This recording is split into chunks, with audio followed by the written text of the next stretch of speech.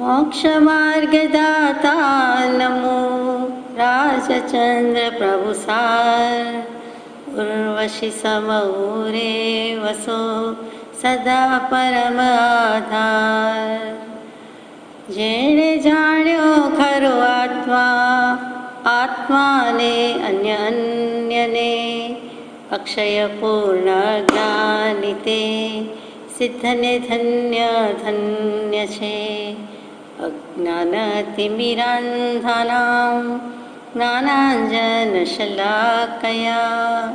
चक्षुरुन्मीलितं येन तस्मै श्रीगुरवे नमः।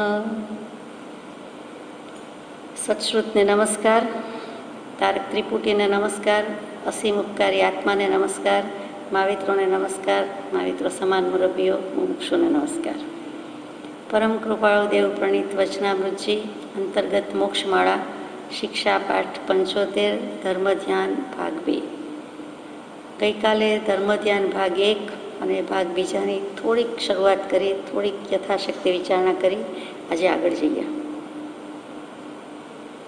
ધર્મ ધ્યાનના 4 લક્ષણ અથવા 4 ચિહ્ન તે આજ્ઞા રુચિ, નિસર્ગ રુચિ, સૂત્ર રુચિ અને ઉપદેશ રુચિ. તેમાં આજ્ઞા રુચિ વિતરાગ ભગવંતની આજ્ઞા કરવાની રુચિ ઉપજે તે, વિતરાગ ભગવાનને કરેલી આજ્ઞા અંગીકાર કરવાની રુચિ ઉપજે તે. બીજી નિસર્ગ રુચિ કે કુદરતી સ્વાભાવિકપણે પોતાને કોઈના અવલંબન નિમિત્ત વિના પૂર્વભવનું કોઈ જાતેસ્મર જ્ઞાન થાય અને શુદ્ધ સહિત ચારિત્ર ધર્મ કરવાની અથવા ધર્મ ધ્યાન કરવાની રુચિ જાગે તે.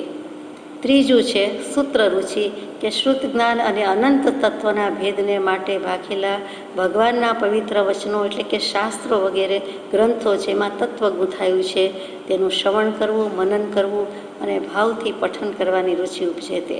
એટલે કે સૂત્ર એટલે સિદ્ધાંત, ઉપદેશ, શાસ્ત્ર ગ્રંથ વાંચવાની રુચિ થાય તે. આ 3 સુધી આપણે યથાશક્તિ વિચારણા કરી. હવે ચોથું જે મુખ્ય છે ઉપદેશ રુચિ કે જીવને ઉપદેશ પરિણમતો નથી, બોધ લાગતો નથી. શાસ્ત્રો, શબ્દો બધું અધર રહે છે અથવા પોતે અધર રહે છે. બે વચ્ચે ડિસ્ટન્સ, ગેપ, અવકાશ રહ્યો છે ને રહ્યા જ કરે છે. કેમ એમ? તો ઉપદેશ રુચિમાં હવે શું એવું કરવું કે જેથી કરીને આ નિવૃત્તિ થાય, પરિભ્રમણ નિવૃત્ત થાય? તો લખે છે પરમ કૃપાળુદેવ, અજ્ઞાને કરીને ઉપાર્જેલા કર્મ જ્ઞાને કરીને ખપાવીએ. જે કંઈ થયું છે તે રાગ દ્વેષ અજ્ઞાનથી થયું છે, તો અજ્ઞાન કાઢવાનું છે. તો અજ્ઞાનથી કર્મ બાંધ્યા છે, અજ્ઞાન દશા છોડવાની છે. જ્ઞાન એવું શું છે? ખરેખર શું છે? આ જ્ઞાન શું છે? આત્મા શું છે? આત્માને એના જ્ઞાનની પ્રાપ્તિ કેમ થાય? જો આત્માનો જ્ઞાન સ્વભાવ જ છે તો કેમ જ્ઞાન સ્વભાવની પ્રાપ્તિમાં કરીને રહેતો નથી, સ્થિર થતો નથી?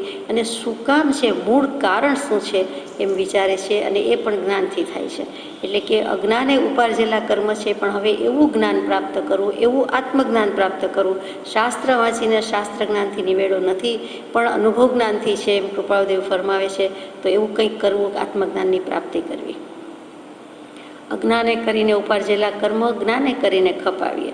તેમજ જ્ઞાન વડે કરીને નવા કર્મ ન બાંધીએ. એટલે કે આત્મજ્ઞાનની પ્રાપ્તિ થાય પછી નવા કર્મ ન બાંધીએ. કેવલ જ્ઞાન થાય ત્યાં સુધી બંધાય છે. કેવલ જ્ઞાનીને પણ બંધાય છે, પહેલે સમયે બાંધે, બીજે વેદે, ત્રીજે નિર્જરે. તેમ છતાં અનંતાનુબંધી તો કર્મ નહીં જ બંધાય એની ખાતરી છે. એટલે એવા તો ન જ બાંધવા, ક્ષાયિક સમ્યક દર્શનની પ્રાપ્તિ કરી લેવી અને કેવલ જ્ઞાન પણ લઈ લેવું. મિથ્યાત્વે કરીને ઉપાર્જ્યા તે સમ્યકવા ભાવથી ખપાવીએ. આજ સુધી મિથ્યાત્વ વશાત રખડ્યો છે. ચિનાગમનો શબ્દ મિથ્યાત્વ છે, વેદાંત જેને માયા કહે છે એ જ વિતરાગ દર્શન મિથ્યાત્વ કહે છે. તો માયાથી રખડ્યો, મિથ્યાત્વથી રખડ્યો, ભ્રાંતિથી રખડ્યો, મિથ્યાત્વથી રખડ્યો, બધું એક જ છે. એ માયા અને ભ્રાંતિ, ઘણીવાર ભ્રાંતિ શબ્દ આવે, ઘણીવાર ભ્રમ પંચક આવે, ઘણીવાર મિથ્યાત્વ આવે, બધું એક જ. તો મિથ્યાત્વનું સ્વરૂપ ઓળખી અને હવે એથી વિપરીત પ્રતિપક્ષી સમ્યક્ત્વ છે તે ભાવને હું વધાવું અને તે ભાવથી તે ભાવમાં આવ્યા પછી બીજા નૂતન કર્મો ન બાંધવું, ઓછા બાંધવું, મંદમાં મંદ રસથી બાંધવું અને સમ્યક ભાવથી નવા કર્મ ન બાંધીએ. અવૈરાગ્ય કરીને ઉપાર્જ્યા કર્મ તે વૈરાગ્ય કરીને ખપાવીએ. કે આજ સુધી વૈરાગ્ય આવ્યો નહીં એટલે કેટલાક કર્મ થયા જ ગયા જ નહીં. કેમ કે વૈરાગ્ય ના આવ્યો, ત્યાગ ના આવ્યો, આત્મજ્ઞાન ના આવ્યું. એ ન આવ્યું એટલે કર્મોની સંતતિ તો ચાલુ જ રહી. કર્મની તો અનાદિકાળથી પ્રવાહ પરંપરા ચાલુ જ છે. અત્યારે પણ અનંત કર્મનો વ્યવસાય કયો છે કૃપાળદેવે? સમય સમયે જો આત્મજ્ઞાનની પ્રાપ્તિ નથી, સમ્યક દર્શન નથી, તો એ અનંત કર્મનો વ્યવસાય, બિઝનેસ એનો ચાલુ જ છે. માત્ર સ્વભાવના ભાનમાં, આત્માનુભવમાં હોય, સાક્ષાત્કારમાં હોય, સમાધિમાં હોય ત્યારે જ તે કર્મ બાંધતો નથી, બાકી બાંધે છે.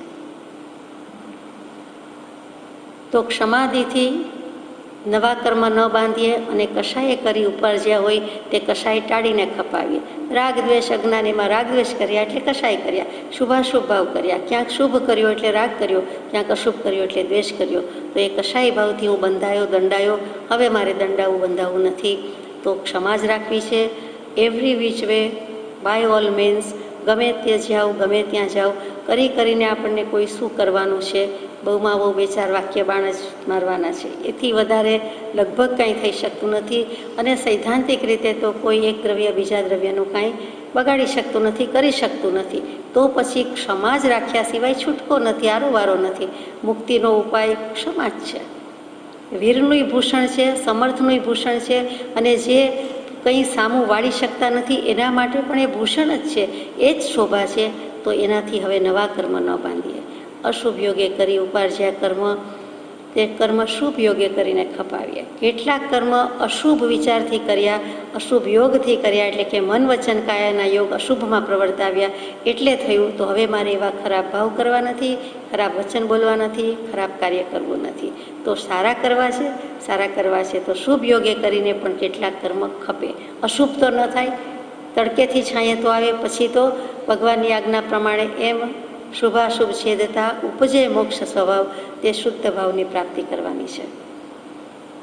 5 ઇન્દ્રિયના સ્વાદરૂપ આશ્રવે કરીને ઉપાર્જ્યા કર્મ, તે સંવરે કરીને ખપાવીએ. બધા જ વિરોધાભાસી દ્વંદ્વ બધું લઈ લીધું છે. એ 5 ઇન્દ્રિયના વિષયમાં પ્રવર્તન કર્યું, 5 ઇન્દ્રિયના સ્વાદમાં ગયા, તો કાયા જીભના કાંક કાન વડે ઘણા બધા કર્મો આ તરફ આવ્યા, આગમન થયું. તો એ આશ્રવથી જે કંઈ કર્મ થયા છે તેનો પ્રતિપક્ષી શું, તેનો વિરોધ કેમ કરવો? તો કે સંવર તત્વ, એને આવતા રોકી દેવા, અટકાવી દેવા. જોર ના આવે એટલે બારી બારણા બંધ રાખીએ, લોક કરીએ, અથવા સ્ટોપર, આગળીઓ, આંકડી કંઈક ને કંઈક પ્રયોગ કરીએ છીએ, ઉપાય અજમાવીએ છીએ. એવી જ રીતે નવા કર્મ આવી ન જાય, ગમે ત્યાંથી છિદ્ર પાડીને, કાણું પાડીને પ્રવેશી ન જાય, એટલા માટે સંવર કરવાનો છે. જ્યાં ત્યાં એને સ્ટોપ કરવાના છે, સ્ટોપર લગાવવાની છે, અટકાવવું, તેનું નામ સંવર તત્વ. પછી તપરૂપી સંવરે કરી નવા કર્મ ન બાંધીએ. કેટલું કેવું તપ કરવું કે જેથી નવા કર્મ ન બંધાય. તપમાં તો આપ જાણો છો, અંતરંગ તપ અને બહિરંગ તપ. 6 આંતરિક તપ તો બધાને ખબર છે, અનશન, ઉણોદરી, વૃત્તિ, સંક્ષેપ વગેરે વગેરે. પણ જે અંતરંગ તપ છે તેનું લક્ષણ નથી. તે પ્રાયશ્ચિત, વિનય, સ્વાધ્યાય, વ્યુત્સર્ગ, કાયોત્સર્ગ, ધ્યાન વગેરે. તો સ્વાધ્યાય અને ધ્યાનથી અનંત કર્મો ખપી જાય છે, પણ સમ્યક દર્શન થાય પછી તો એક શ્વાસોચ્છ્વાસમાં પણ કોટી કર્મ ખપી જાય છે. આ બધું સમજવું અને કરવું, અને તે માટે અજ્ઞાન આદિક આશ્રવ માર્ગ છાંડી અને જ્ઞાન આદિક સંવર માર્ગ ગ્રહણ કરવા માટે તીર્થંકર ભગવંતનો ઉપદેશ સાંભળવાની રુચિ ઉપજે, તેને ઉપદેશ રુચિ કહીએ. કે આ બધું હવે કેવી રીતે થાય? આશ્રવ તત્વ શું, સંવર તત્વ શું, મિથ્યાત્વ શું, સમ્યક્ત્વ શું, એ બધું સમજવું, સાંભળવું. અને તીર્થંકરની દીધેલી દેશના છે, પરમ કૃપાળુદેવ વિતરાગ ભગવંતની દેશના છે, સાંભળવાની, વિચારવાની જે કંઈ રુચિ ઉપજે તે ઉપદેશ રુચિ. એમણે એવું શું શાસ્ત્રમાં કહ્યું છે, એમના પત્રમાં શું બોધ છે, એમના વચનમાં શું બોધ છે, અને તે ઉપદેશ, તે સિદ્ધાંત અને તેની રુચિ રાખવી. એ ધર્મ ધ્યાનના 4 લક્ષણ થાય. હવે ધર્મ ધ્યાનના 4 આલંબન કહું છું. વાચના, પૃચ્છના, પરાવર્તના, ધર્મકથા. 4 રુચિ, 4 પાયા, 4 અવલંબન. તેમ અહીંયા 4 આલંબન એટલે અવલંબનની વાત આવી. કે ધર્મ ધ્યાન કરવું છે તો એના 4 ટેકા, આશ્રય, આધાર શું, કેવી રીતે કરવું? તો પહેલું વાચના. વાચના એટલે વિનય સહિત નિર્જરા તથા જ્ઞાન પામવાને માટે સૂત્ર સિદ્ધાંતના મર્મના જાણનાર ગુરુ કે સત્પુરુષ સમીપે સૂત્ર તત્વનું વાંચન લઈએ, તેનું નામ વાચના, આલંબન. જાતે વાંચી લઈએ એ તો ઠીક છે, કોઈ ન્યૂઝપેપર, નોવેલને ટચ કરતા હોય, લેતા હોય હાથમાં, આ લીધું ને મૂક્યું, એમ નહીં. વિનયપૂર્વક લેવું, વિનયપૂર્વક ગ્રહણ કરવું, ઠાવકાઈથી, સિફતથી, પોલાઇટલી, જેન્ટલી, બને તેટલી નરમાશથી, કુણાશથી, મનના, વચનના અને કાયાના ત્રણેયની કુણાશ નરમાશથી શાસ્ત્ર, પુસ્તક કંઈ પણ લેવું, ગ્રહણ કરવું. પછી વિનયપૂર્વક નિર્જરા થાય જ્ઞાન પામવું છે. માટે સૂત્ર સિદ્ધાંતને કોઈ મર્મને જાણનાર જેની પાસે હોય તેની પાસે, જો પ્રત્યક્ષપણામાં કોઈ ગુરુ વિદ્યમાન હોય, કર્યા હોય તો તેમ, એવા કોઈ સદગુરુ કે સત્પુરુષ પાસે, નહીં તો વિનયપૂર્વક પરમ કૃપાળુદેવની આજ્ઞા લઈને સૂત્ર તત્વનું વાંચન લઈએ. તેનું નામ વાંચનાવલંબન. પરમ કૃપાળુદેવનો પરિચય, ઓળખાણ ન હોય, ચિત્રપટજી, પ્રતિમાજી ન હોય, તો જીનેશ્વર દેવનું કોઈનું પણ અવલંબન લઈને એમને કહીને પૂછીને તરત જ પાનું ખોલીને બેઠા એમ નહીં, પણ સામાન્ય વિનય કે નમસ્કાર કરીને એમને સ્મૃતિમાં લાવીને, કોઈ એવી જગ્યા પર હોય કે નમસ્કાર ન થઈ શકે તો પણ એમને સ્મૃતિમાં લાવીને મનોમન નમસ્કાર કરી એમની આજ્ઞા લઈ અને પછી વાંચવું જોઈએ. અને એની પાસેથી વાંચવું જોઈએ કે વાંચના લેવી. આપણને સમજવા માટે કહું કે વાંચતા આવડતું હોય તો આપણે સીધું સાધું ગુજરાતી, ઇંગ્લિશ, સંસ્કૃત જે ભાષા છે વાંચી લઈએ એમ નહીં, પણ કોઈક એવી વ્યક્તિ પાસેથી શરૂઆત કરાવીએ, એકડો મંડાવીએ, જાણે કે વાંચતા આવડતું જ નથી અને પછી કે આ પ્રમાણે એક પેરેગ્રાફ છે કે 2 લીટી છે અને પછી વાંચીએ તો પણ એ ધર્મ ધ્યાન છે. એ વિનયપૂર્વકનું ધર્મ ધ્યાન છે, વાંચના લીધી કહેવાય. માનો કે તત્વાર્થ સૂત્ર સંસ્કૃતમાં છે, માનો કે કેટલાક શાસ્ત્રો મોટાભાગના પ્રાકૃત અર્ધમાગધીમાં છે, ભક્તામૃત સ્તોત્ર મૂળ સંસ્કૃતમાં છે અને એ વાંચવું છે તો નથી વાંચતા આવડતું એમ નથી, વાંચી શકીએ, પણ ઉચ્ચાર શુદ્ધિ રહે, વચન શુદ્ધિ રહે, ભાવ શુદ્ધિ રહે અને વળી વિનય શુદ્ધિ એટલે કે ધર્મ શુદ્ધિ, આત્મશુદ્ધિ થાય. માટે એમની પાસેથી જાણે નથી જ આવડતું અને કક્કો, બારાક્ષરી, અલ્ફાબેટ શીખવાડતા હોય એવી રીતે એકાદ ગાથા શીખવાડે કે કહે, અથવા તો બધી જ ગાથા, તો એ યોગ્ય છે. આ તો નાનું દૃષ્ટાંત છે. જો આ સીધું સાદું વાંચવામાં પણ આજ્ઞા વિનય હોય તો પછી જ્યારે એનું વિવેચન, એના વિશેના અર્થ અગર સમજણ કરવાની હોય તો અવલંબનની જરૂર છે જ.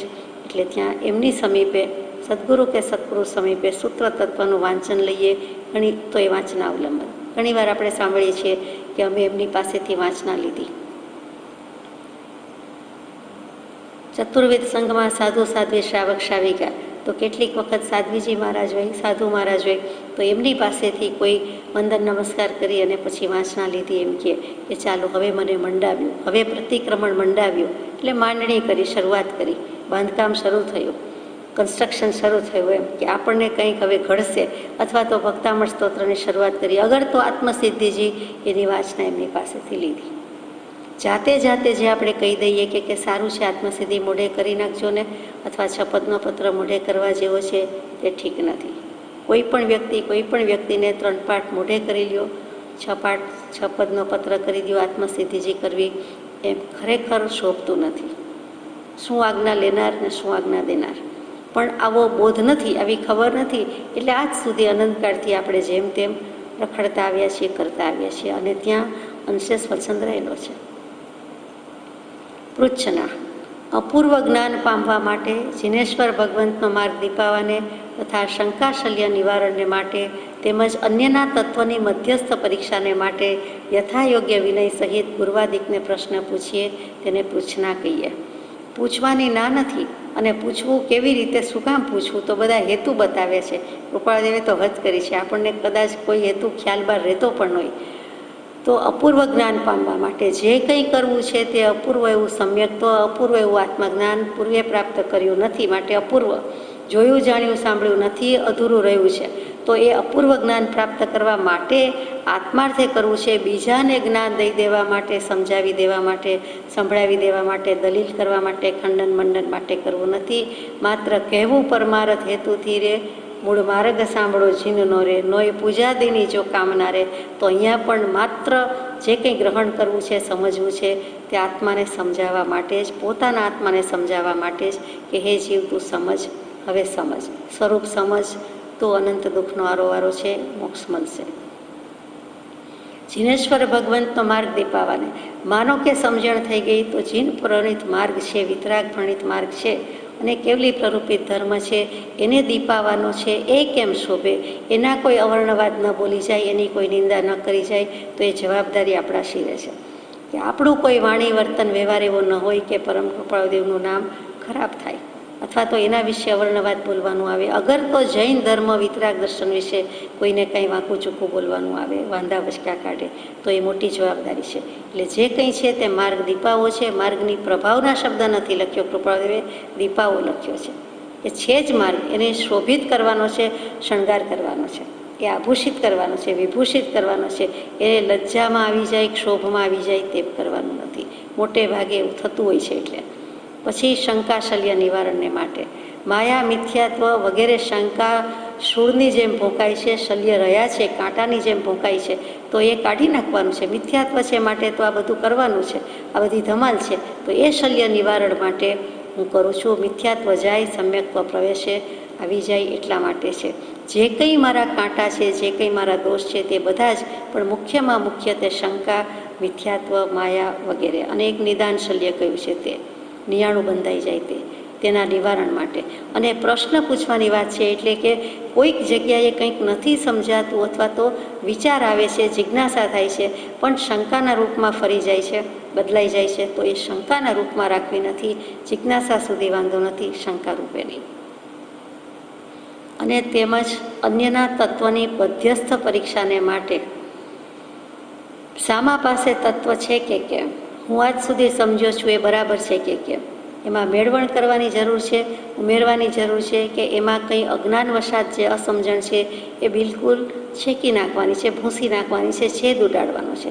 વળી સામા પાસે તત્વ છે કે કેમ અને કેવી રીતે આપે છે, મને યોગ્ય લાગે છે કે નહીં, મને યોગ્ય ગણે છે કે નહીં, એ બધી જ મધ્યસ્થ પરીક્ષાને માટે પોતે પક્ષપાત અને પૂર્વગ્રહ રહિત હોય તો જ મધ્યસ્થતા આવે, બાકી આવે નહીં. નિષ્પક્ષપાતપણે આ વ્યક્તિ આમ છે કે આ વ્યક્તિ આમ છે નહીં, એવો બધો જ ભેદ ભૂલીને ઈશ્વરના દરબારમાં, પરમ કૃપાળુદેવના દરબારમાં વિતરાગની વાણીની વાત આવતી હોય ત્યારે સર્વજીવ છે સિદ્ધસમ.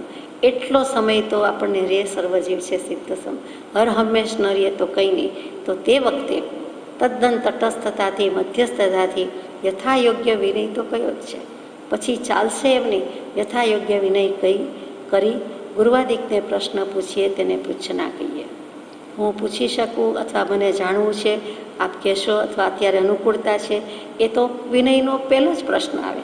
વિનયની વાત આવે ત્યારે એની બદલે અત્યારે મને ફાવે છે એટલે હું બેસું, એ પણ કદાચ નથી. સીધું જ ઘણી વખત તો પૂછવાનું થાય છે, તો એ પણ ત્યાં વિનય ચૂકાય છે. વ્યવહાર વિનય શીખવાડવાની વાત નથી. વ્યવહાર વિનય, ઉપચાર વિનય વિશે તો મોટા થયા, એના વિશે તો આપણે ઘણું વાંચ્યું કે એમાં જ વ્યવહારમાં જ વર્તીને આવડા થયા છે. એટલે નથી જાણતા એવું નથી, પણ ઓછો પડે છે. કૃપાળુદેવે કીધો છે, જ્ઞાની ભગવંતે કીધો છે, તેવો વિનય માર્ગ આદરી શક્યા નથી.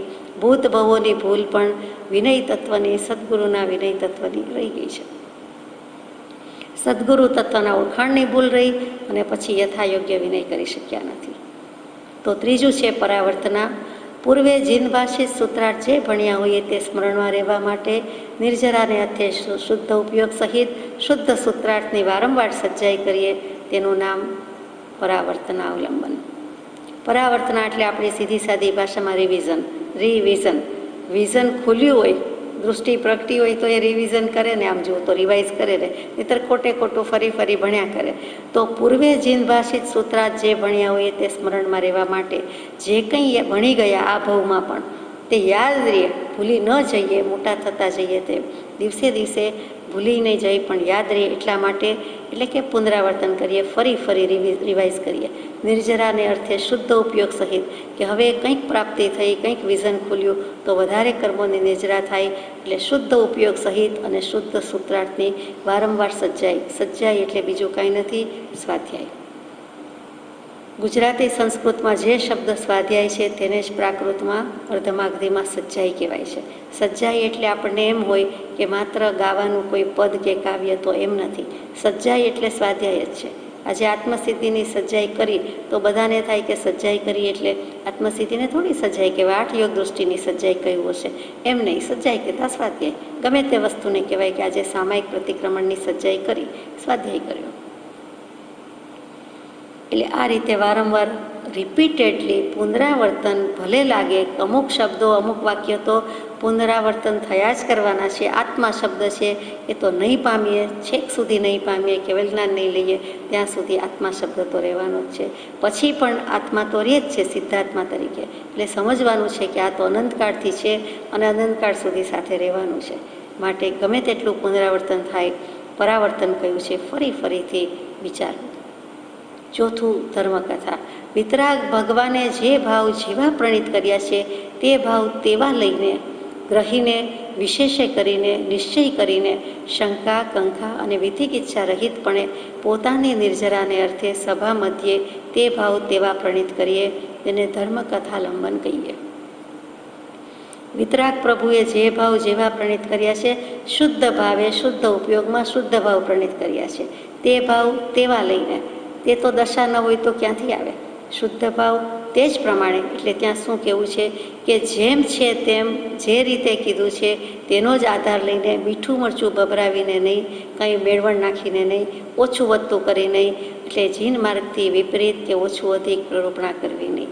જે ભાવ જેવા પ્રણીત કર્યા છે તે ભાવ તેવા લઈને, તેનો જ આધાર લઈને, તેને જેમ છે તેમ કહીને, તેમાં ક્યાંય વાંકું ચૂકું, ઊંચું નીચું, અધર પધર ન રહેવું જોઈએ.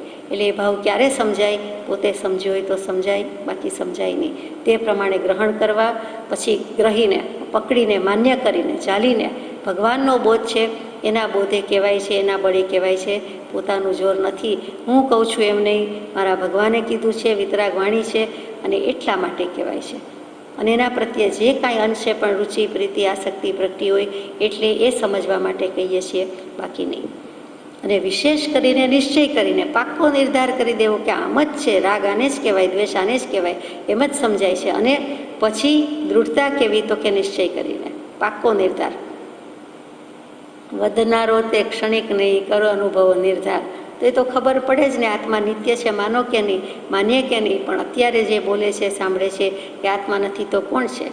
અને ક્ષણિક નથી એમ અનુભવ થાય છે. એટલે ત્યાં બૌદ્ધ દર્શનનો ક્ષણિકવાદ છે તે જતો રહ્યો, એની દલીલ પૂરી થઈ ગઈ, એનું ખંડન થઈ ગયું. આવી રીતે નિશ્ચય કરીને, વળી શંકા રહિતપણે, કોઈ પણ જાતની શંકા નહીં. જે ભગવાને કહી છે ધર્મકથા, કથા એટલે માત્ર વાર્તા, વૃત્તાંત નહીં, કંઈ પણ ધર્મ સંબંધી કથન છે તે તેમ જ છે, મને ન સમજાય તે બને, બાકી શંકા લાવવા જેવું નથી. જિજ્ઞાસા કરવાની છૂટ છે, નાની નાની શંકા કરવાની છૂટ છે, પણ મોટી શંકા કરવાની નથી. શંકાનો એક અર્થ ભય પણ થાય, તે રાખવાનો નથી. પછી કંકા એટલે ઈચ્છા, કાંક્ષા, આકાંક્ષા કહીએ છીએ તે. બીજી કોઈ ખેવના નથી, પડી નથી, સ્પૃહા નથી, ઝંખના નથી, આશા, અપેક્ષા, અભિલાષા, ઈચ્છા, આકાંક્ષા, કાંક્ષા મોહનીય કર્મ હોય તો ભલે, અમને કાંક્ષા નથી, એમ કરીને ઈચ્છા રહિતપણે કહેવાનું છે.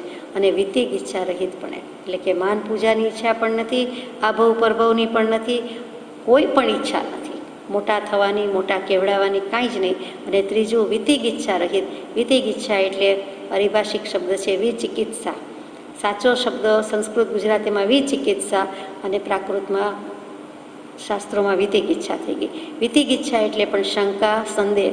કયો સંદેહ? તો કે હું ધર્મ, ધ્યાન, ભક્તિ વગેરે તો કરું છું, મને એનું ફળ મળશે કે નહીં, એનું ફળ કંઈ થતું હશે કે કેમ, પુણ્યનો ઢગલો બંધાતો હશે કે કેમ, અથવા હું આગળ જઉં છું કે નહીં. તો એ કરણીના ફળનો સંદેહ છે. વળી નિંદા, લજ્જા એ પણ વિતિક ઈચ્છાનો અર્થ થાય. અરે જૈન મુનિ તો કોઈ દિવસ નાય પણ નહીં, એટલે કેવા ગંદા કપડાં હોય અથવા કેવા ગંદા કહેવાય, તો ત્યાં અંશે પણ આપણને નિંદા લાગી. અને મુનિના પક્ષ એવો ભાવ થાય કે લોકો આવું વિચારે છે, તો એને લજ્જાનો ભાવ થયો, તો એ પણ કરવા યોગ્ય નથી. એટલે વિતિક ઈચ્છા રહિતપણે જુગુપ્સા નહીં આવી જોઈએ. કોઈને વોમિટ થાય, કોઈને કાંઈ પણ થાય, તો તે વખતે જે અરુચિ, અણગમો અભાવ થઈ જાય છે, અથવા તો ઘૃણા, તિરસ્કાર છૂટે છે, એ ન થવું જોઈએ. ઘરના હોય કે બહારના હોય કે કોઈ પણ હોય. અને છેલ્લું કે ધર્મકથા વખતે ભગવાનની કોઈ પણ વાત અપ્રિય ન લાગવી જોઈએ. વિતિક ઈચ્છા એટલે ત્યાં અપ્રિયતા, ધર્મની વાતનો અનાદર અને અવાલપ, કે ધર્મની વાત છે ને તો મારે નથી આવું, બીજું કાંઈ કોઈ તો બરોબર, આત્માની વાત છે એ નથી સાંભળવી, આત્મા સિવાયની ગમે તે વાત હશે તો મને રસ છે, સાંભળીશ, આવીશ, વાંચીશ. એ વાંચવું નથી, એ સાંભળવું નથી, તો એ બધી વિતિક ઈચ્છા છે. એટલે આ બધા રહિતપણે ધર્મકથા કરવાની છે. અહીંયા ભગવાને આવું કીધું છે, પણ મને આ ગમતું નથી, પણ કહેવું પડે છે એટલે કહું છું, કે વાંચવું પડે છે તો વાંચું છું, કે સાંભળવું પડે છે તો સાંભળી લઉં છું, એમ નહીં. એનો એક એક બોલ વાલો જ છે, વાલો એવો વાલો થયો નથી કે અંગીભૂત થઈ જાય, અંગીકૃત થઈ જાય. બાકી વાલો જ છે, પ્રિય જ લાગે કેમ અપ્રિય લાગે. કોઈક પૂર્વકર્મ છે તો અપ્રિય લાગે, પણ કાઢી નાખવો છે. પ્રમાદ છે તો અપ્રિય લાગે, થાકી ગયા એટલે અપ્રિય લાગે, એમ નહીં. પણ શાંતિથી સાંભળવું છે, વાંચવું છે. પોતાની નિર્જરાને અર્થે સભા મધ્યે તે ભાવ તેવા પ્રણીત કરીએ, તેને ધર્મકથાલંબન કહીએ. બીજું કંઈ જ નહીં, પણ પોતાની નિર્જરા થતી હોય, કર્મો ક્ષીણ થતા હોય. શું કામ કર્મોની નિર્જરા થાય? તો કે સમ્યક દર્શન પછી જ સકામ નિર્જરા છે, અને નહીં તો સ્વાધ્યાય મોટું તપ છે, અને તપથી કર્મની નિર્જરા થાય છે, એટલે થઈ શકે છે. માટે પોતાની નિર્જરાને અર્થે સભા મધ્યે તેવા ભાવ પણ પ્રણીત કરવા, જેથી સાંભળનાર સદહનાર બંને ભગવંતની આજ્ઞાના આરાધક થાય. મૂળ વસ્તુ તો આજ્ઞારૂચિ છે, ભગવાનની આજ્ઞામાં રહેવું છે, કૃપાદેવની આજ્ઞામાં રહેવું છે. તો આવા ભાવો બોલો, વાંચવા અને સાંભળવા. તો એમાં લખવું વગેરે આવી જ જાય છે, તો એ પણ મોટી વાત છે, આરાધનામાં આવી ગયા. અને સદહનાર, સદહનાર પણ સદહણા. સદહણા શબ્દ પણ પારિભાષિક શબ્દ છે. શ્રદ્ધાનું ત્યાં શ્રદ્ધા થયું અને પછી સદહણા થયું. સત પ્રત્યેનું જે કંઈ છે તે અસતને હણી નાખે છે તે સદહણા, અભાવને હણી નાખે છે. એટલે કે ત્યાં ભાવ, આત્માનો ભાવ, મુક્ત ભાવ તેના પર લાવીને મૂકી દે, સત પર લાવીને મૂકી દે તે સદહણા. એમ ભયભીત ભાવિક ભણે ભાવે સુણે સદહે, ત્યાં પણ સદહે છે. સત્વત્તા જે કંઈ છે તે એ ધર્મ ધ્યાનના 4 આલંબન કહેવાયા. હવે ધર્મ ધ્યાનના 16 ભેદમાંથી 12 પૂરા થયા. છેલ્લા 4 ભેદ છે એ ધર્મ ધ્યાનની 4 અનુપ્રેક્ષા કહું છું. એકત્વ અનુપ્રેક્ષા, અનિત્ય અનુપ્રેક્ષા, અશરણ અનુપ્રેક્ષા, સંસાર અનુપ્રેક્ષા. એ ચારેનો બોધ 12 ભાવનાના પાઠમાં કહેવાઈ ગયો છે. તે તમને સ્મરણમાં હશે. એમ કૃપાળદેવ આપણને જાણે હમણાં જ કહેતા હોય એવી રીતે લખ્યું છે. અને ખરી વાત છે, ભાવના બોધ લખ્યો છે, એમાં 12 ભાવના આપણે સવિસ્તર લીધી છે, તેમાં વાત આવી જ ગઈ છે. અનુપ્રેક્ષા શું? અહીંયા અનુપ્રેક્ષા શબ્દનો અર્થ શું લઈએ? અનુપ્રેક્ષા એટલે જ ભાવના, પણ અહીંયા અનુપ્રેક્ષા બીજી રીતે મૂકીએ તો કે જીવાજીવ દ્રવ્યના સ્વભાવ અને સ્વરૂપ જાણવા માટે સૂત્રના અર્થ વિસ્તારથી ચિંતવવા, તેનું નામ અનુપ્રેક્ષા. 12 અનુપ્રેક્ષા, 12 ભાવના, એ તો આપણે સીધો સાદો અર્થ ઇઝ મીન્સ છે ને ધીસ મીન્સ આ કહી દીધો. અનુપ્રેક્ષા, અનુ ટુ ફોલો, પાછળ પાછળ જવું, પ્ર એક જોતા જવું. એટલે જે કંઈ જોતા જઈએ છીએ, જેને ફોલો કરીએ છીએ, તેમાં પાછળ પાછળ જોતા જવું. એટલે શું? પાછું વાળીને જોવું એમ નહીં, પણ તે પ્રમાણે હું આચરું છું. મેં અંગીકાર કર્યું, મેં સ્વીકાર્યું, શિરોમાન્ય કર્યું, પાછળ પડ્યો, આજ્ઞાનું પાલન થયું, અડધું થયું, થોડું થયું, ક્યાં છું? એટલે પોતાનું આંતરનિરીક્ષણ કરવું તે પણ અનુપ્રેક્ષા છે. અને અહીંયા અનુપ્રેક્ષાનો અર્થ એમ કર્યો કે જીવ દ્રવ્ય છે, એટલે બધા આવી ગયા 6 દ્રવ્ય. ષટ દ્રવ્યાત્મક વિશ્વ વ્યવસ્થા છે. ધર્મ, અધર્મ, આકાશ, જીવ, પૂતગલ, કાળ. તો આ જીવ અને અજીવ દ્રવ્યના સ્વભાવ શું, સ્વરૂપ શું? ધર્માસ્તિકાય કોને કહેવાય? અધર્માસ્તિકાય કોને કહેવાય? પૂતગલ કોને કહેવાય? પૂતગલના લક્ષણ શું? જીવના લક્ષણ શું? આત્માના શું? દેહના શું? એ બધા સ્વભાવ સ્વરૂપ જાણવા માટે સૂત્રના અર્થ વિસ્તારથી ચિંતવવું. તે જાણીને શું કામ છે એમ નહીં, જાણવું તો જોઈએ. કેમ નહીં જાણવું? તેનું નામ અનુપ્રેક્ષા.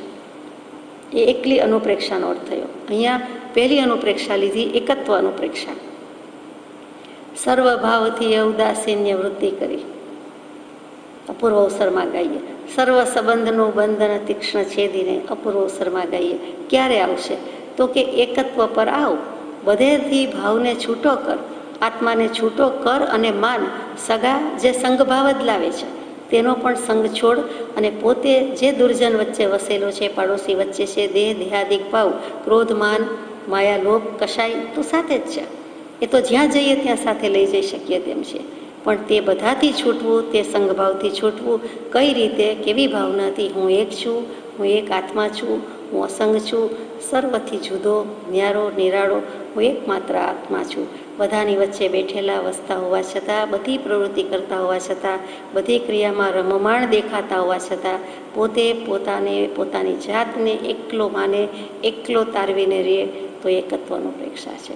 કોઈ અવલંબનની જરૂર નથી. ત્યારે હું એક આત્મા અસંગ છું, એને ત્યારે અન્ય એટલે અન્ય, ત્યારે જીન ભગવાનનું, કેવલી ભગવાનનું, વિતરાગ ભગવાનનું કોઈનું અવલંબન નથી. એ પણ ભૂલી જાય છે. એના અવલંબન, એના બોધના અવલંબને તો આવું કહે છે કે હું એક છું, અસંગ છું, પણ એક અસંગ વખતે પછી એ શબ્દો પણ છૂટી જાય છે. જેનું અવલંબન લીધું છે, વ્યવહારથી 4 શરણા છે, અર્યંતનું, સિદ્ધનું, કેવલીનું કેવલી પ્રરૂપિત ધર્મનું તે પણ ભૂલી જાય છે. એટલે તો બોલાવે છે કે અનન્ય શરણના આપનાર એવા શ્રી સદગુરુદેવને અત્યંત ભક્તિથી નમસ્કાર. બીજી ભાવના છે અનિત્ય. શરીર નાશવંત, આત્મા અવિનાશી છે. તો નશ્વરમાં પ્રીતિ રાખવી જરૂરી છે કે અવિનાશીમાં, શાશ્વતમાં? પૂછવાનું છે પોતે. અનિત્ય પદાર્થ પ્રત્યે મોહ બુદ્ધિ હોવાને લીધે જીવને અસ્તિત્વ, નિત્યત્વ, અવ્યાભાત, સમાધિ, સુખ ભાનમાં આવતું નથી એવું પરમ કૃપાળુ દેવ ગાંધીજીને પત્રમાં લખે છે. તે આપણને પણ લખ્યું જ છે ને કે અનિત્ય પદાર્થ પ્રત્યે મોહ બુદ્ધિ છે માટે. એટલે અનિત્ય પદાર્થમાં બીજા બધા અનિત્ય લાગે ત્યાંથી મોહ છૂટે તો પછી પોતાનો દેહ તે અનિત્ય લાગતો નથી.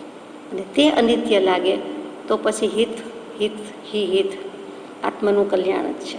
ત્રીજું અશરણાનુપ્રેક્ષા.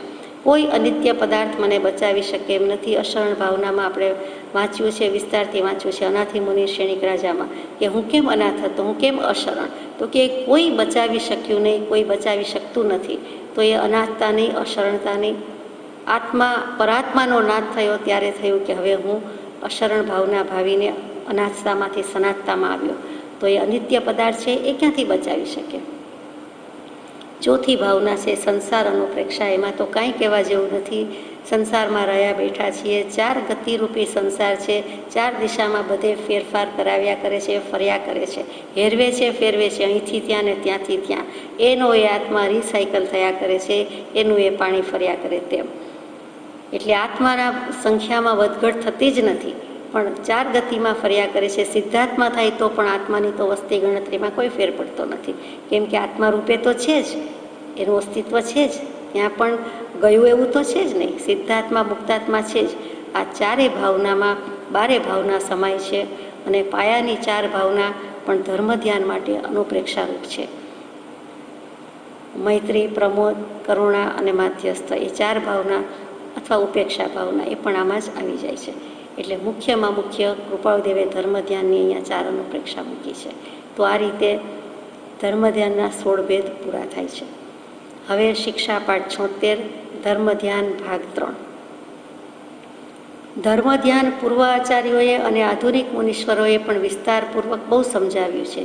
એ ધ્યાન વડે કરીને આત્મા મુનિત્વ ભાવમાં નિરંતર પ્રવેશ કરે છે. અગાઉ થઈ ગયેલા તે બધા જ આચાર્ય ભગવંત અને આધુનિક મુનીશ્વરો, એટલે આચાર્ય, ઉપાધ્યાય અને મુનિ ત્રણેયને લઈ લીધા કે માત્ર કેવલી ભગવંતે કહ્યું છે તેમ નથી. આચાર્ય, ઉપાધ્યાય, મુનિએ પણ વિસ્તારપૂર્વક ધર્મ ધ્યાન સમજાવ્યું છે. એ ધ્યાન વડે કરીને જ આત્મા મુનિત્વ ભાવમાં નિરંતર પ્રવેશ કરે છે. જો આત્મા એ ધ્યાન ધ્યાવે છે, ધર્મ ધ્યાનમાં કરે છે, રહે છે, તો જ એ મુનિપણામાં આવે છે. મુનિપણું એટલે દીક્ષા નહીં, આત્મજ્ઞાન, ત્યાં મુનિપણું તે સાચા ગુરુ હોય. એટલે તો જ એ મુનિપણામાં, મૌનમાં, સમ્યક દર્શનમાં, જાણપણામાં આવે છે, જ્ઞાયક ભાવમાં આવે છે. મુનિત્વ ભાવ કીધો છે અહીંયા. હું એક જ્ઞાયક ભાવ છું, હું સ્વસ્વભાવમય છું, હું મોક્ષમય છું, હું મોક્ષમયી છું, એમ જેવો કંઈ ભાવ છે તેમાં પ્રવેશ એ સિવાય થઈ શકતો નથી. સીધી રીતે આત્મા ધર્મ ધ્યાન ધ્યાવે છે, કરે છે, તો જ આત્મધ્યાનમાં આવી શકે છે, આત્મભાવમાં આવી શકે છે. અને એમ થાય છે એટલે પછી નિરંતર પ્રવેશ કરે છે. એ ભાવમાં નિરંતર પ્રવેશ કરે છે ધર્મ ધ્યાન વડે જ. આ 4 આલંબન, 4 પાયા, 4 અનુપ્રેક્ષા અને 4 રુચિ એ 16 ભેદ દ્વારા જ આવી શકે છે. દેખીતી વાત છે, શુક્લ ધ્યાનમાં જવું હોય તો પણ ધર્મ ધ્યાન છે. અર્થ ધ્યાન અને રૌદ્ર ધ્યાન તો ખપના છે જ નહીં, અશુભ ધ્યાન છે, એ તો છોડવાની વાત છે. ગ્રહણ કરવા યોગ્ય, સત્કાર કરવા યોગ્ય, આદરવા યોગ્ય તો આ એક જ ભાવ છે. જે નિયમો એટલે ભેદ, આલંબન અને અનુપ્રેક્ષા કહી તે બહુ મનન કરવા જેવી છે. એટલે કે આ 16 ભેદ જે આવ્યા તે વિચારવા જેવા છે, વધુ વિગતમાં વિચારવા જેવા છે. અન્ય મુનીશ્વરોના કહેવા પ્રમાણે મેં સામાન્ય ભાષામાં તમને કંઈ બતાવ્યા. એ સાથે નિરંતર લક્ષ્ય રાખવાની આવશ્યકતા છે કે એમાંથી આપણે કયો ભેદ પામ્યા અથવા કયા ભેદ ભણી ભાવના રાખી છે.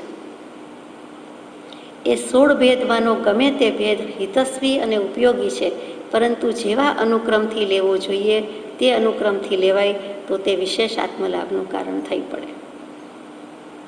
પોતે પોતાને પૂછવાનું છે કે 16 ભેદમાંથી મેં કઈ ભાવના ભાવી, મેં કયું પુનરાવર્તન કર્યું, મેં કઈ કથા કરી, અથવા તો મેં કંઈ વાંચના વિનયપૂર્વક લીધી કે નહીં, મેં પ્રશ્ન પૂછ્યા કે નહીં, વગેરે વગેરે.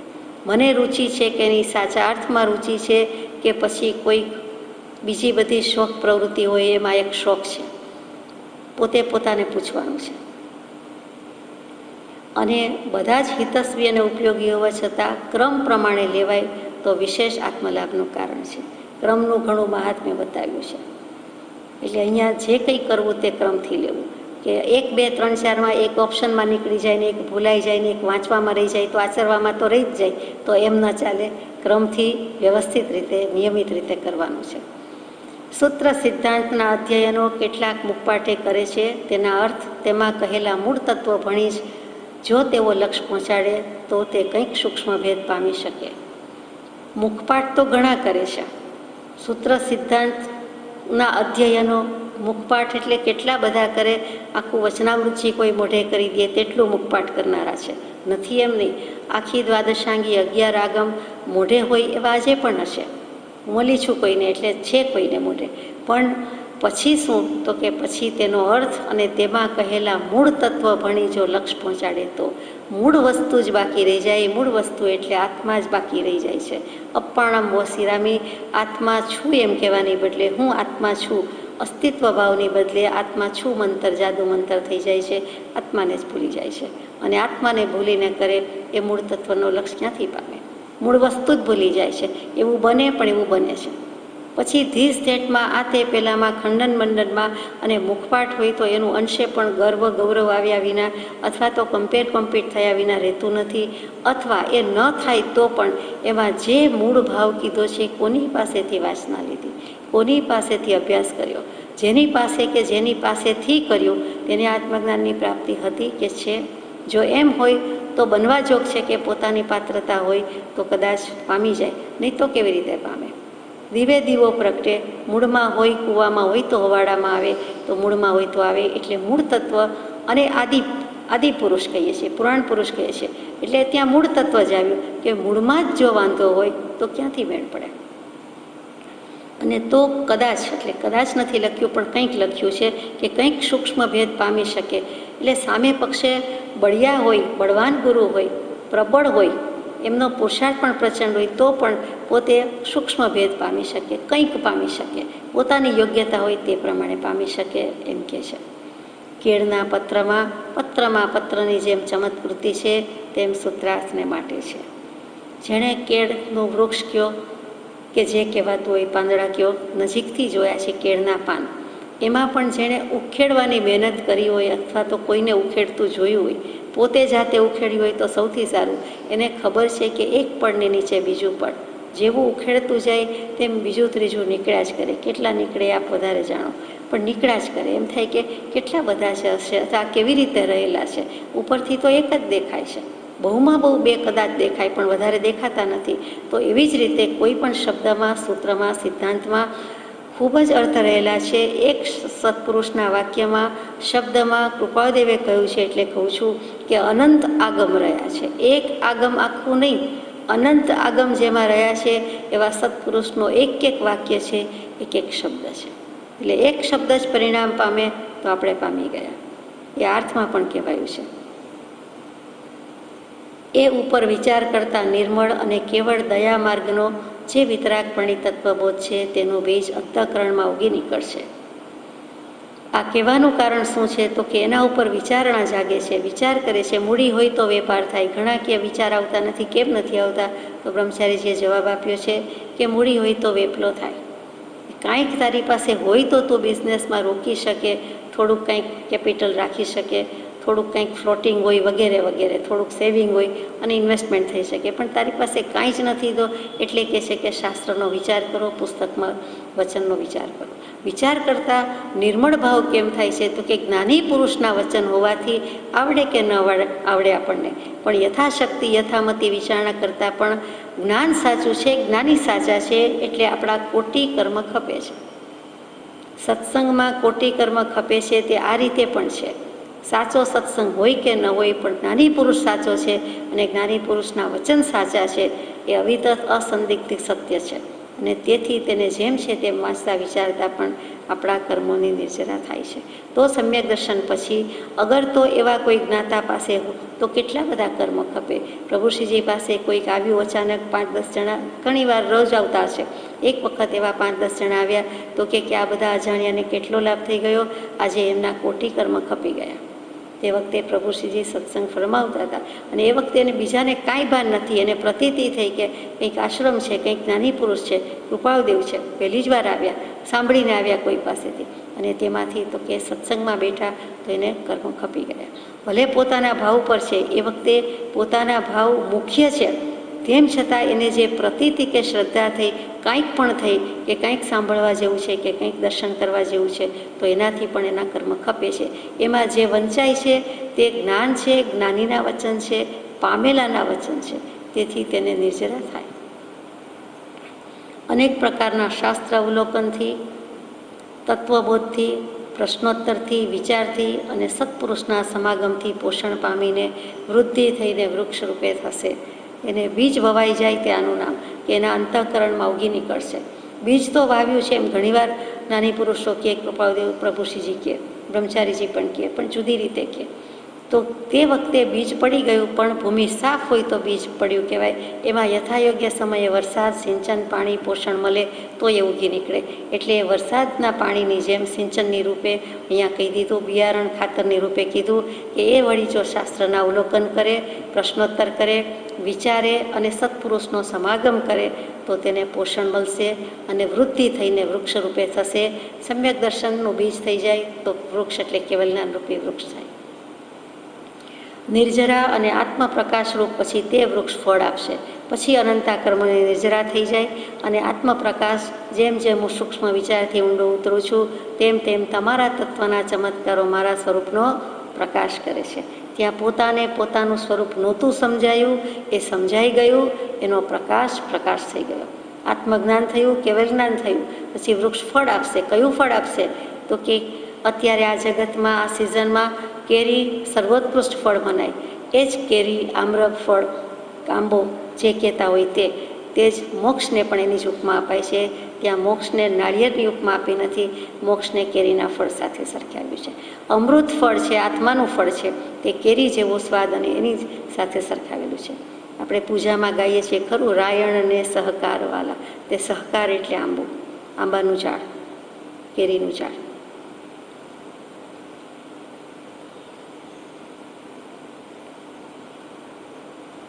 શ્રવણ, મનન અને નિધિધ્યાસનના પ્રકારો વેદાંતવાદીઓએ બતાવ્યા છે, પણ જેવા આ ધર્મશાસ્ત્રના પૃથક પૃથક 16 ભેદ કયા છે તેવા તત્વપૂર્વક ભેદ કોઈ સ્થળે નથી. એ અપૂર્વ છે. શ્રવણ, મનન, નિધિધ્યાસન, વિતરાગ દર્શન, વેદાંત દર્શન બરાબર તુલા છે, જોખે છે. કૃપાળુદેવ સરખાવીને મૂકે છે. આ 3 શબ્દો છે તે પ્યોરલી વેદાંત દર્શનના છે, ઉપનિષદના છે. ઉપનિષદના સાર રૂપે મૂકેલા છે કે શ્રવણ, મનન અને નિધિધ્યાસનના 3 શબ્દમાં ધર્મધ્યાનના 16 ભેદ આવી ગયા. તો શ્રવણ, મનન, નિધિધ્યાસન કરીએ તો ખોટું, જરાય ખોટું નહીં, પણ તેના અર્થ સમજવા પડે. તો શ્રવણ શું, મનન શું અને નિધિધ્યાસન શું? તો ઘણા જનક વિદેહી થઈ ગયા છે. 21-22 વિદેહીના તો નામ મળે પણ છે. એમાંના મિથિલા નરેશ જનક વિદેહી એક, અને તે સમયમાં યાજ્ઞવલ્ક્ય નામના ઋષિ થયા. એ યાજ્ઞવલ્ક્ય એમને ઘણો બોધ આપે છે.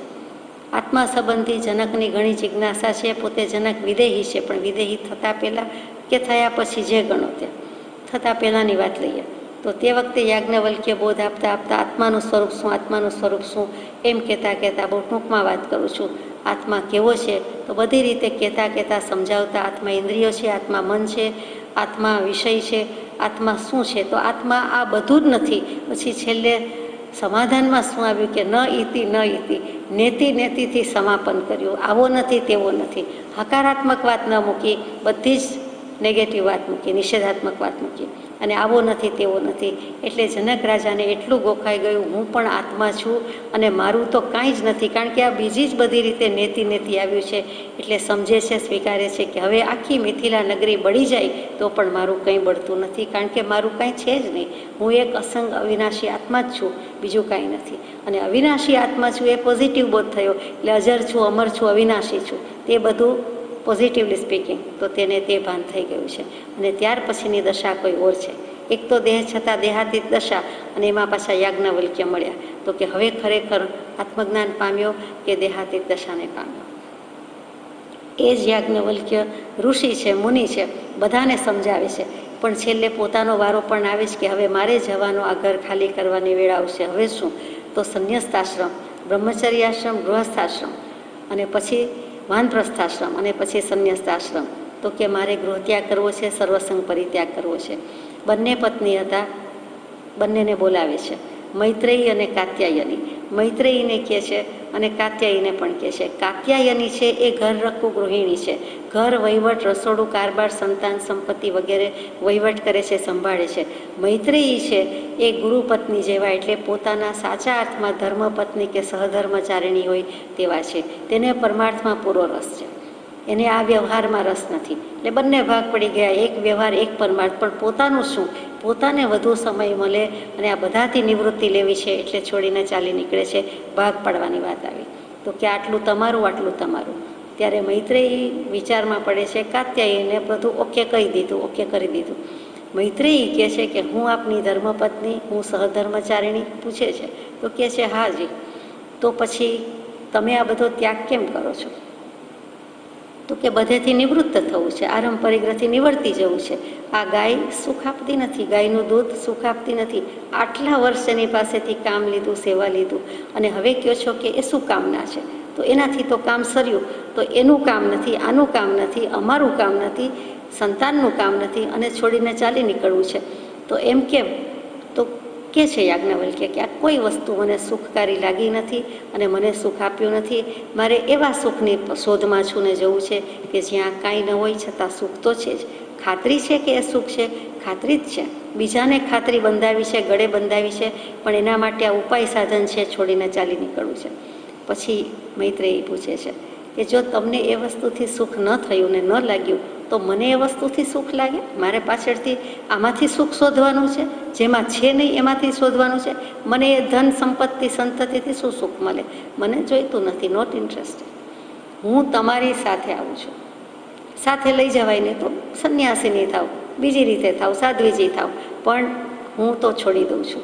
અને તે વખતે એમનો જવાબ બહુ સુંદર છે, અમર થઈ ગયેલો છે કે યેનાહમ યેન અહમ, યેનાહમ સંધિ થઈ ગઈ, ન અમૃતા નામૃતા તસ્ય કેમ કુર્યાત. જે વડે હું અમૃતમયી ન થાઉં, મોક્ષમયી ન થાઉં, તે વસ્તુનું મારે શું કામ છે?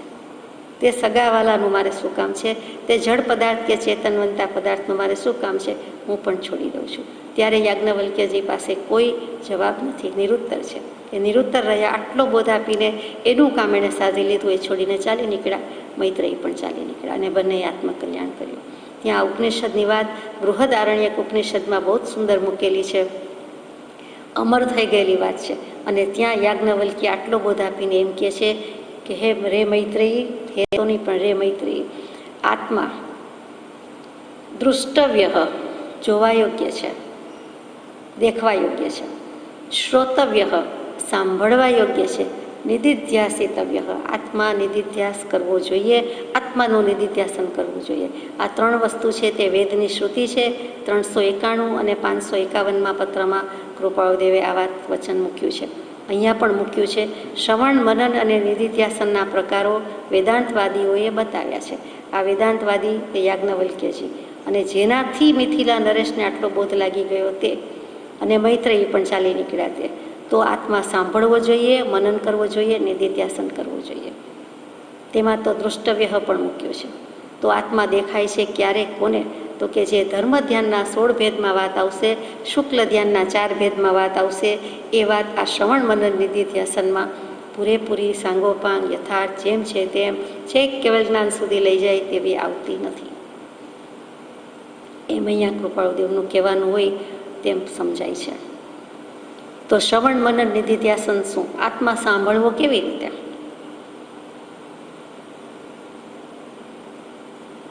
તો યાજ્ઞવલ્ક્યની વાત લઈએ, એનાથી જ લઈએ કે વાક્યરૂપી પ્રમાણમાં થતો સંદેહ છે તે દૂર કરે છે. જીવ અને બ્રહ્મ, જીવ અને આત્મા, એ બંને એક જ કહેવાય કે જુદા? જીવનો જ શિવ થાય છે, પણ ફરક શું? તો એની એકતારૂપ અર્થનું અનુસંધાન કરવું એટલે કે એવું સાંભળવું તે શ્રવણ. આત્મા સંબંધી વાત સાંભળવી તે શ્રવણ, કે આત્મા છે અને પરમાત્મા થવું છે એ સંબંધી વચ્ચેનો જે કંઈ માર્ગ હોય, વચ્ચેના જે ઉપાય છે, સાધન છે, તે બધા વિશે સાંભળવું, તે આત્મા વિશે શ્રવણ કરવું, તે આત્મજ્ઞાન સંબંધી શ્રવણ કરવું, આત્મા વિશે શ્રવણ કરવું તે. અને જે કંઈ વચ્ચે પ્રમાણમાં જ્ઞાનની જ વાત છે તેમ છતાં વચ્ચે જે સંદેહ શંકા થાય તે દૂર કરતો જવું, અને શ્રવણથી દૂર થાય છે, તે શ્રવણનું કામ છે. મનનનું કામ શું છે? તો કે હવે પ્રમાણમાં સંદેહ થતો નથી, પણ પ્રમેયમાં સંદેહ થાય છે. જુઓ, માં એટલે તોલવું, માપવું, જોખવું, પ્રમાણ એટલે જ્ઞાન, જ્ઞાન એટલે પ્રમાણ, પ્રમાણ ઉપરથી જ આ પ્રમેય વગેરે શબ્દો આવ્યા, બરાબર? તો પ્રમેય એટલે શું? તો કે જાણવાનો વિષય. તો કે હવે જાણવાનો વિષય જે કંઈ છે, જે ચેપ્ટર, જે તે સબ્જેક્ટ મેટર છે, એમાં જે સંશય થાય તો એ સાંભળેલા અર્થનું યુક્તિથી અનુસંધાન કરવું, તેનું નામ મનન. ત્યાં યુક્તિ શબ્દ મૂક્યો છે ઉપનિષદકારે. તો યુક્તિ શું? યુજ એટલે જોડવું, તો કે આત્માને પરમાત્મામાં જોડી દે તે. આત્મા સંબંધી વાત સાંભળીને આત્માને આત્મા પર લાવીને મૂકી દે, આત્માની જ વાતમાં લાવીને મૂકી દે, તે મનન છે. એટલે ત્યારે હજુ ઉપયોગ આત્માનો છે, તે વિચારવાનું, મનન કરવાનું કામ કરે છે. આત્માનો ઉપયોગ હજુ આત્મામાં નથી, એ જીનાગમથી સમજવાનું છે. અને અહીંયા મૂક્યું છે કે અર્થનું યુક્તિથી અનુસંધાન કરે છે. એટલે શ્રવણ આવી ગયું, પછી મનન આવી ગયું, પછી નિધિધ્યાસનમાં શું છે? તો કે જે કંઈ વિપરીત માર્ગ હતો, મિથ્યાત્વ હતું, વિપરીત માન્યતા હતી, વિપર્યાસ બુદ્ધિ હતી, તેમાં નિસંદેહ થઈ ગયો હવે. કેમ કે શ્રવણ કર્યું, સાંભળ્યું, મનન કર્યું, વિચાર્યું, અને એ બંનેના કન્ક્લુઝનમાં આવી ગયો, નિષ્કર્ષ પર પહોંચી ગયો, સરવાળો થઈ ગયો, અને પહોંચી ગયું કે વાત તો સાચી આમ છે, આત્મા આમ જ છે, પરમાત્મા આમ જ છે. સમ્યક દર્શન આને જ કહેવાય, ભ્રાંતિ આને જ કહેવાય. ભ્રાંતિમાંથી શાંતિમાં જવાનો માર્ગ છે. એટલે તો શાંતિ પાઠ આવે છે ઉપનિષદમાં વારંવાર. અને આપણે પણ ઓમ શાંતિ શાંતિ શાંતિ કહીએ છીએ ક્ષમાપના લઈને, અને ઘણી વખત. તો આ બધું શું છે? તો કે શાંતિમાં જવાનો માર્ગ છે. તો હવે જે જાણ્યું, સાંભળ્યું, મનન કર્યું, તે નિસંદેહ છું, મને શંકા નથી. હું આત્મા છું, એમાં સંશય છો? આપણને પૂછે કે તમે આત્મા છો? તો છે જ ને, બે ધડક, બે ઝીઝક કહી દે કે આત્મા છીએ ને જળ છે. તમે જળ છો કે જળ જેવા છો? કે અમે આત્મા છીએ, દેખાતું નથી કે વિચારાતું નથી, એમ આપણે કહી શકીએ. એવું જ આત્માની કોઈ પણ વાત વિશે કહી શકીએ. આત્મજ્ઞાન આને જ કહેવાય, આત્માનુભવ આને જ કહેવાય. આ સંકિત, આ મિથ્યાત્વ, આ જળ, આ ચેતન, આ વિવેક, આ ભેદ જ્ઞાન, એમ જે બે ધડક કહી શકાય અને પ્રતીતિ આવી ગઈ હોય, તે નિસંદેહ થયેલું જે કંઈ અર્થ છે, જ્ઞાન છે, એમાં પોતાના ચિત્તની સ્થાપના કરે છે, એકતાન કરે છે, સ્થિતિ કરે છે, તેનું નામ નિધિધ્યાસન છે. જે માન્યું છે તે લંબાવ્યા જાય છે. સાંભળ્યું, મનન કર્યું, સાચું લાગ્યું, અને 100% સોનું 100% સાચું લાગ્યું, તો હવે એમાં મનને સ્થાપવાનું છે, ચિત્તને સ્થાપી દે છે, અને એકતાન બને છે. તેનું નામ નિધિધ્યાસન. અને એ નિધિધ્યાસન એ ભાવશ્રુત છે, અને શુક્લ ધ્યાન, કેવલ જ્ઞાન વખતે પણ તે નિધિધ્યાસન છે. શ્રવણ અને મનન એ દ્રવ્યશ્રુત થયું, એ સાંભળ્યું અને માન્યું, વિચાર્યું. જ્યારે પેલું ભાવમાં મૂક્યો, સમાધિમાં આવ્યો, સાક્ષાત્કારમાં આવ્યો, એ નિધિધ્યાસનની પરિપક્વ અવસ્થા, તે સાક્ષાત્કાર થયો. નિધિધ્યાસનમાં હજુ કદાચ આત્મા સંબંધી ભાવ વિચાર દૃઢીભૂત થયા હોવા છતાં કદાચ અનાત્મ ભાવમાં કે બુદ્ધિમાં જતો રહીએ જીવ, એ જતો રહીએ ન ચાલે. જતો રહીએ એટલે નિધિધ્યાસનમાંથી ગયો, ચૂક્યો, શ્રવણ મનનમાં જતો રહ્યો. પણ શ્રવણ મનન પછી નિધિધ્યાસનમાં આવ્યા પછી ઓનવર્ડ્સ આગળ જાય છે, તો ત્યાં તેને સમાધિ થઈ જાય છે, આત્મ સાક્ષાત્કાર થઈ જાય છે, આત્માનુભવ થઈ જાય છે. ત્યાં કોઈ વિકલ્પ સંકલ્પ નથી, ત્યાં કોઈ વિભાવ નથી, પરભાવ નથી, ગ્રહણ નથી, ત્યાગ નથી, કાંઈ જ નથી. ત્યાં માત્ર સ્વસ્વભાવ છે. તે ધર્મધ્યાનના 16 ભેદ જેટલી દૃઢતાથી કહે છે તે ઉપનિષદમાં નથી. શ્રવણ મનન નિધિધ્યાસનની આ વાત યાજ્ઞવલ્ક્યજીએ કીધી, તે મૈત્રેયી અને કાત્યાયની વાતમાં આપણે વિચાર કર્યો, બહુ ટૂંકમાં વિચાર્યું. તે જ વસ્તુ જુદી રીતે છાંદોગ્ય ઉપનિષદમાં પ્રજાપતિ એટલે બ્રહ્મા ગણો, ત્યાં પ્રજાપતિ જ લખ્યું છે, એમ જ રાખીએ. એટલે સૃષ્ટિના સર્જક બ્રહ્માની ગણો કે કોઈ પણ એક મુનિ ગણો કે જે રીતે કહો, તે સદગુરુ પદે સ્થાપેલા છે પ્રજાપતિ. એની પાસે દેવ અને દાનવ બંનેના ઇન્દ્ર જાય છે, દેવો દાનવો જાય છે.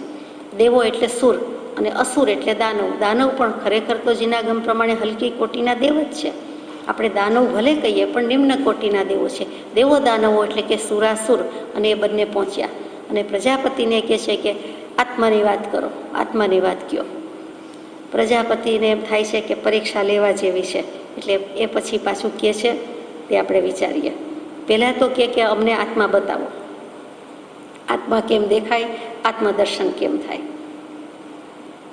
પરીક્ષા લે છે એટલે કેટલીક પાત્રતા છે. પ્રજાપતિ કહે છે આવો આ બાજુ, પછી આવ્યા, પ્રેક્ટિકલી બતાવતા હોય એમ. તમને આ પાણીમાં તમારું મોઢું દેખાય છે, પાણીમાં પ્રતિબિંબ દેખાય છે, તો કે દેખાય છે, જોઈ શક્યા. પછી બીજી બાજુ લઈ જાય છે, આ દર્પણમાં અરીસામાં પ્રતિબિંબ દેખાય છે, દેખાય છે, જોઈ લીધું. એ તમારો આત્મા, તમે આત્માને જોઈ શકો છો. હું તમને જોઈ શકું છું, તમે મને જોઈ શકો છો, તમે તમને જોઈ શકો છો પાણીમાં અને દર્પણમાં પડતા પ્રતિબિંબને. એટલે તમે આત્માને જોયો. બંને ખુશ થઈને થેન્ક યુ કહીને ચાલી નીકળ્યા.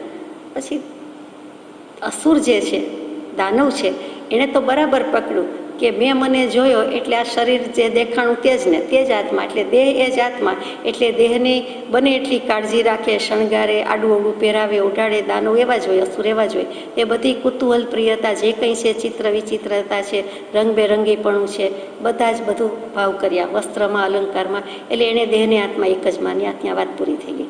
પણ ઇન્દ્ર જેનું નામ, તો તેને થાય છે કે કંઈક વાંધો છે, આ બરોબર નથી. આ જે કંઈ આભૂષણો બધું પહેરાવ્યું છે એ તો દેહને પહેરાવ્યું, અને બાલ્યાવસ્થા, યુવાવસ્થા, વૃદ્ધાવસ્થા, રોગ બધું તો આવે છે. એટલે એ બધું પણ શરીરમાં જ થાય છે. આત્મા આનાથી કંઈક જુદો હોવો જોઈએ. આપણને ભલે કહી દીધું, પણ આ મને માન્ય નથી, રસ્તામાં વિચારે છે. ઘરે આવીને વધારે મનન કરે છે. શરીરની જેમ તે કંઈ આંધળો, મૂંગો, બેરો આત્મા થાય નહીં એવું હું માનતો નથી, એમ ઇન્દ્રને લાગે છે. એટલે પાછો પ્રજાપતિ પાસે બીજી વખત આવ્યા. તો પ્રજાપતિ કહે કે પહેલાં મેં તમને 32 વર્ષનું બ્રહ્મચર્ય પાળવા બંનેને કહ્યું હતું, સુર અસુરને. હવે ફરીથી તમે આવ્યા છો તો 25 વર્ષનું બ્રહ્મચર્ય પાલન કરીને આવો, પછી હું તમને કહું. કેમ કે પાત્ર થવા સેવો સદા બ્રહ્મચર્ય મતિમાન. એ પ્રમાણે કરે છે. 25 વર્ષ થઈ જાય છે, પાછા જાય છે. તો કે હવે સમજાવો. આપણે બહુ જલ્દીને ટૂંકમાં લઈએ છીએ. તો કે જેના મહિમાથી, જેની શક્તિથી તું સ્વપ્ન જુએ છે તે આત્મા છે. એટલો જ જવાબ આપ્યો. તો કોની શક્તિથી આત્મા, પણ તેથી આત્મદર્શન થોડું થાય. તો ઇન્દ્ર કહે છે કે એ તો સ્થૂલ શરીરની વાત છે. એનું આંધળાપણું, લંગડાપણું વગેરે બધા દોષો આત્માને લાગુ પડતા નથી, અને છતાં સ્વપ્નમાં એવા ભાવ તો આવે છે. તો એ કેવી રીતે શક્ય છે? પછી પ્રજાપતિ કહે છે કે સ્વપ્ન કરતાં પણ જે અધિક સૂક્ષ્મ છે એ પ્રસન્ન સ્વરૂપવાળો છે, અને જેને તું સુષુપ્તિમાં અનુભવી રહ્યો છે તે જ આત્મા છે. ફરીથી, સ્વપ્નમાં તું જુએ છે એના કરતાં પણ અધિક સૂક્ષ્મ છે, અને એ પ્રસન્ન સ્વરૂપવાળો છે, અને એને તું સુષુપ્તિ અવસ્થામાં અનુભવે છે તે તું આત્મા છે. એ આપણે જાગૃત અવસ્થા, સુષુપ્તિ અવસ્થા અને તુરીય અવસ્થાની જ્યારે વાત થઈ છે ત્યારે થોડુંક લીધું છે. સ્વપ્નનો પાઠ હતો ત્યારે લીધું છે, એટલે અત્યારે લેતા નથી. પછી પાછું પૂછે છે કે મને સંતોષ થયો નથી. પાછા બીજા 12 વર્ષના બ્રહ્મચર્ય પાલનની વાત આવે છે. પછી કહે છે પ્રજાપતિ કે હવે આને સાચું કહી દઉં, અને સાવ સાચું આત્માનું અજર, અમર, અવિનાશી, દેહાતીત, અભય સ્વરૂપ છે તે બતાવી દઉં. તો કે શરીર તો નાશવંત છે અને મૃત્યુથી જકડાયેલું છે, પણ અમૃત એવું સ્વરૂપ તો આત્મા જ છે. અને પછી જે બધું સમજાવે છે તેને કૃપાળદેવે સમજાવ્યું છે એક જ ગાથામાં, તે કે દેહને આત્માના લક્ષણ ભિન્ન છે. કૃપાળદેવે મૂક્યું જે દ્રષ્ટા છે દૃષ્ટિનો, જે જાણે છે રૂપ, અબાધ્ય અનુભવ જે રહે તે છે જીવ સ્વરૂપ. એ અબાધ્ય અનુભવ કે અબાધ્ય અનુભવ બંને બેસે છે, બંને અનુકૂળ છે. અબાધ્ય એટલે બધું બાદ કરતાં કરતાં જે બાકી રહ્યું તે જોનારો, જાણનારો, સંકલ્પ વિકલ્પ કરનારો તે તારો આત્મા, તે આત્માનું સ્વરૂપ. જે દ્રષ્ટા છે દૃષ્ટિનો, જે જાણે છે રૂપ, એટલે જોનારો, જાણનારો તું નાયક જુદો જ ઠર્યો, અને તે જ તું આત્મા, તે જ તારું સ્વરૂપ. તે જેના આગમથી પરમ કૃપાળદેવે સુંદર મૂક્યું. અબાધ્ય બધું બાદ કરતા. હજુ પ્રશ્ન જ છે કે કૃપાળદેવે અબાધ્ય લખ્યું છે કે અબાધ્ય. વાંચવામાં પણ વિચાર જ થાય. દ એવી રીતે લખીએ, દ ને ય એવી રીતે પ્રિન્ટમાં મૂકીએ તો દ્ય એવો જ વંચાય. વિદ્યાની જેમ દ્ય લખે તો સ્પષ્ટ વંચાય. અને અબાધ્ય એટલે કોઈ બાધા ન પહોંચાડી શકે, અનુભવમાં કોઈ બાધા નથી, કોઈ સંકલ્પ વિકલ્પ જ નથી. હું આત્મા છું એ ભાવ, એ સ્વરૂપ પણ રહેતું નથી, એ શબ્દનું અવલંબન રહેતું નથી. સ્વરૂપ તો રહે છે. તો પછી એવું નિરાલંબ બોધ છે, સહજ સ્વભાવનો બોધ છે, તે જ આત્મા છે, તે જ તારું સ્વરૂપ છે. પછી પ્રજાપતિની એ વાતથી ખુશ થઈને જતા રહ્યા કે હવે ઇન્દ્રને લાગ્યું કે સાચું, પણ જન્મ મરણ તો બાકી જ, આત્મજ્ઞાનની પ્રાપ્તિ તો બાકી જ, સંયમ તો બાકી જ રહ્યો. તો આટલી વાત પરથી આપણને સમજાય છે કે શ્રવણ મનન નિધિધ્યાસન કોને કહેવાય. તે વેદાંતવાદીઓએ બતાવ્યા છે, પણ ધર્મ ધ્યાનના ભેદમાં જે તત્વપૂર્વક ભેદ છે તે કોઈ સ્થળે નથી, અપૂર્વ છે. એટલે ધર્મ ધ્યાનના 16 ભેદમાં તત્વ કહેતા, પરમાર્થ કહેતા મોક્ષ અપૂર્વ વસ્તુ રહેલી છે, તે અન્યત્ર નથી. છે ખરું, અધૂરું લાગે છે, ઓછું લાગે છે. એમાંથી શાસ્ત્ર શ્રવણ કરવાનો, મનન કરવાનો, વિચારવાનો, અન્યને બોધ કરવાનો, શંકા કંખા ટાળવાનો, ધર્મકથા કરવાનો, એકત્વ વિચારવાનો, અનિત્યતા વિચારવાનો, અશરણતા વિચારવાનો, વૈરાગ્ય પામવાનો, સંસારના અનંત દુઃખ મનન કરવાનો અને વિતરાગ ભગવંતની આજ્ઞા વડે કરીને આખા લોકાલોકના વિચાર કરવાનો અપૂર્વ ઉત્સાહ મળે છે. ભેદે ભેદે કરીને પાછા એના અનેક ભાવ સમજાવ્યા છે. એટલે ધર્મ ધ્યાનના 16 ભેદની ટૂંકમાં વાત કરી દીધી કે શંકા કંખા વિતિગીચ્છા ધર્મકથા બધું જ જતું રહે છે. આટલા સુંદર રીતે ભાવ મૂકેલા છે. ત્યાર પછી એમાંના કેટલાક ભાવ સમજવાથી તપ, શાંતિ, ક્ષમા, દયા, વૈરાગ્ય અને જ્ઞાનનો બહુ ઉદય થશે. જે મુમુક્ષુના લક્ષણ બતાવ્યા તે બધા આવી જાય. દયા, શાંતિ, સમતા, ક્ષમા હોય મુમુક્ષુ ઘટ વિશે એહ સદાય સુજાગ્ય. તમે કદાપી એ 16 ભેદનું પઠન કરી ગયા હશો તો પણ ફરી ફરી તેનું પરાવર્તન કરજો. પૂર્વે સાંભળ્યા છે, વાંચ્યા છે, મોઢે છે તેમ નહીં, ફરીથી પરાવર્તન રિવિઝન કરજો. સજાત્મ સ્વરૂપ પરમ ગુરુ.